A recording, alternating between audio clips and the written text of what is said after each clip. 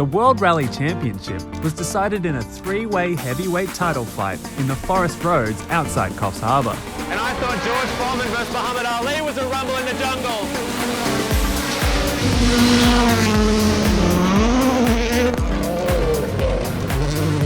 Ford's Sebastian Ogier, Hyundai's Thierry Neuville, and Toyota's Ott Tanak all had a chance to lift this year's most coveted rally prize. Drive was invited to Rally Australia this year to get a behind-the-scenes look at Hyundai Motorsport's WRC team and see just how much work goes into one of the most spectacular racing series in the world. The cars float like butterflies, and their 1.6-litre turbo engines have a sting like a bee.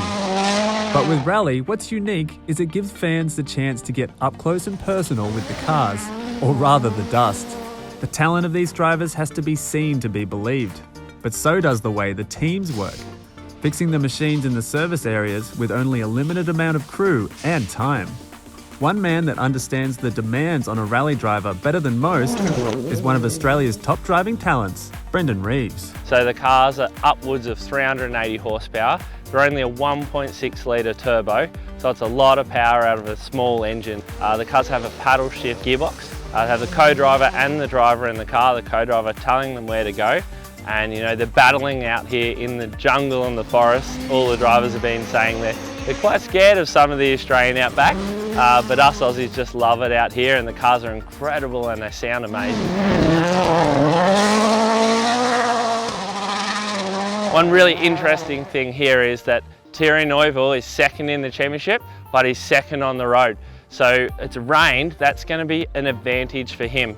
So if it's raining and wet and slippery, you want to be up on the road position. He's had a puncture earlier on in the rally that disadvantaged him then, but now it's an advantage for his road position.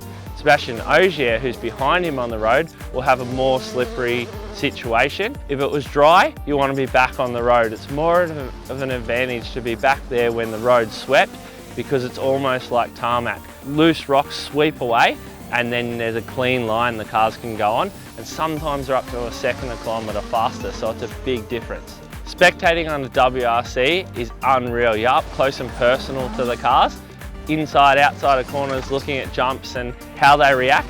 And like I said, there's different road positions, you can see the cars reacting. One of the coolest spots to spectate, which I prefer, is the super special stages. There was a stage here called Rally Raceway.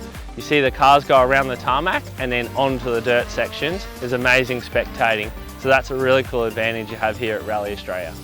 The fascinating part about Rally is the services.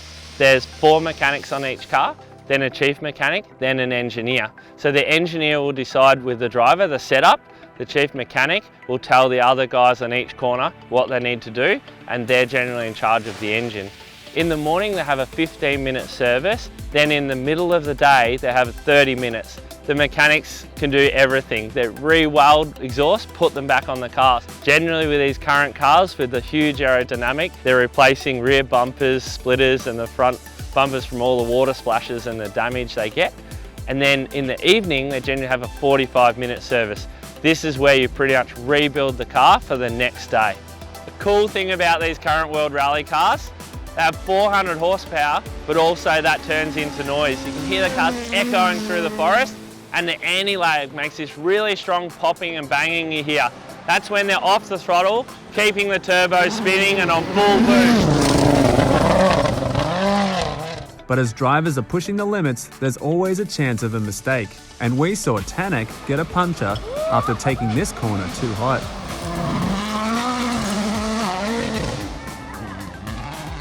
The Toyota Ace then crashed out permanently on the last day, as did Neuville, meaning it was Ogier who walked away with his 6th World Rally Championship. After watching the WRC cars in all their sideways glory, Drive was lucky enough to take the co-driver seat with Hyundai star Hayden Paddon, fresh from his 2nd place finish in the Australian event. We've got the gravel tyres on the tarmac, so a lot of wheel spin. Yep. First gear, on, 3, 2, 1, go. Nice. A lot of wheels, a lot of sideways. So this is one of the special stages during the rally? Yes, yeah, we did 2 stages around here, which is always very different around these sort of things compared to the forest. The cars are set up for the gravel, they're set up for the forest. But you can see they're nice and easy to drive. We can use all the grass. Beautiful. Nice and slippery through here. But the cars are still nice and easy to drive. Yeah. You must be happy with the second place in the rally. Is it your best result for the year? Yeah, it's best result for the year. It's always nice to have a podium, and it's always good to finish off the year on a high, so makes Christmas a bit more enjoyable. Good Christmas present for you. Yeah, exactly.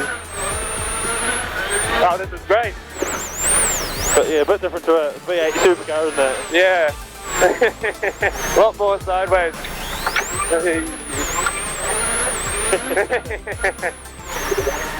Good stuff. I hope you enjoyed that though. Yeah, no, that was beautiful. Thank you. Gives you a small taste. Well, good luck for next year. Yeah, thank you very much. And thanks for coming along. Get a first place next year. Well, we're working on it. Sounds good to me. We're getting closer. Getting the chance to see these cars at full clip in person is a knockout experience, and one that we would suggest. So mark it on your bucket list, or even better, your calendar for next year.